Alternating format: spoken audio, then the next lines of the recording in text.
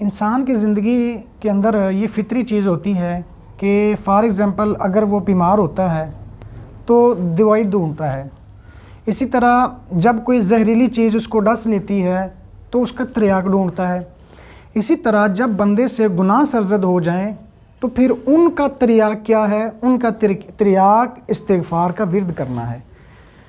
اور ایک بہت ہی دلچسپ سوال یہ پیدا ہو سکتا ہے کہ ہم جب نماز پڑھتے ہیں، سلام پھیرتے ہیں، سلام پھیرنے کے ساتھ ہی جو نمازی حضرات ہوتے ہیں بلند آواز سے کہتے ہیں استغفر اللہ استغفر اللہ.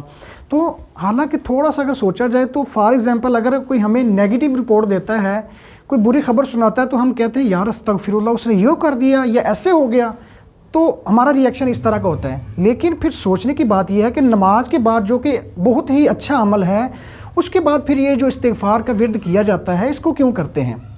تو اس کا جواب یہ ہے کہ یہ جو استغفار کا ورد کیا جاتا ہے بیسیکلی اس کا تعلق نماز کے ساتھ نہیں ہے، بلکہ نماز کے اندر ہونے والی جو انسان سے فرض یا واجب کے علاوہ چھوٹی چھوٹی خطائیں ہوتی ہیں، لغزشیں ہوتی ہیں، ان سے بچنے کے لیے یا ان سے درگزر کروانے کے لیے ہم اللہ تعالیٰ سے استغفار کرتے ہیں.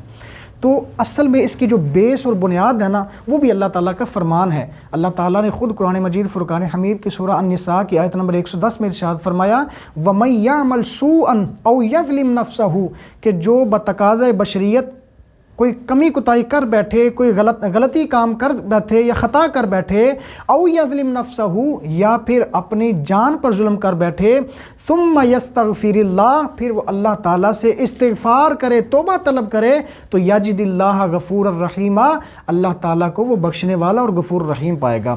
تو اصل میں ہم یہ جو کرتے ہیں تو اس میں یہی ہے. تو پتہ یہ چلا کہ جب بھی انسان سے کوئی غلطی ہو جائے بتقاضۂ بشریت، تو پھر اس کا اگلا حل یہ ہے کہ فوراً کوئی نہ کوئی نیکی کرے تاکہ وہ نیکی جو ہے وہ اس گناہ کو مٹا دے. اس لیے کہ اللہ تعالیٰ ایک اور مقام پر ارشاد فرماتا ہے ان الحسنات یذہبن السیئات، کہ یہ جو حسنات اور نیکیاں ہوتی ہیں یہ برائیوں کو کھا جاتی ہیں، ان کو ختم کر دیتی ہیں. تو لہٰذا اللہ تعالیٰ ہم سب کو گناہوں سے بچتے رہنے کی توفیق عطا فرمائے اور زیادہ سے زیادہ نیکیاں کرنے کی توفیق عطا فرمائے.